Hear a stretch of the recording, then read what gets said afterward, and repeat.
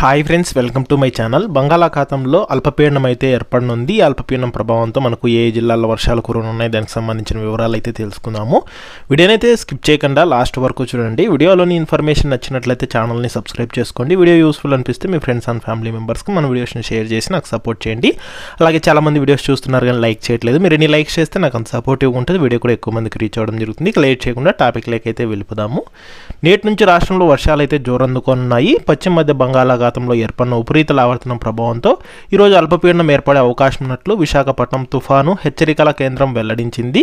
ఇది క్రమంగా ఒడిశా, ఏపీ తీరం వైపు ప్రయాణించే అవకాశాలున్నట్లు తెలిపింది. అయితే తుఫానుగా బలపడే అవకాశాలు లేవని, కేవలం అల్పపీడనం లేదా వాయుగుండంగా మాత్రమే బలపడుతుందని వెల్లడించింది.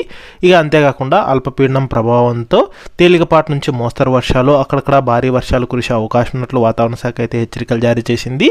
అంతేకాకుండా ఉరుములు, మెరుపులు, పిడుగులతో కూడిన వర్షాలు కురిసే అవకాశం ఉందని, అలాగే గంటకి 30 నుంచి 40 కిలోమీటర్ల వేగంతో బలమైన ఈదురుగాలులు వీచే అవకాశం ఉన్నట్లు వాతావరణ శాఖ అయితే తెలిపింది. ఇక వచ్చే 24 గంటలలోపు పశ్చిమ మధ్య బంగాళాఖాతం పరిసరాల్లో అల్పపీడనం ఏర్పడనుందని, ఇక అల్పపీడనం ప్రభావంతో ఏపీలో ఇవాళ ప్రకాశం, బాపట్ల, గుంటూరు, పల్నాడు, కర్నూలు, నంద్యాల జిల్లాల్లో భారీ వర్షాలు కురిసే సూచనలు ఉన్నాయని అయితే తెలిపింది.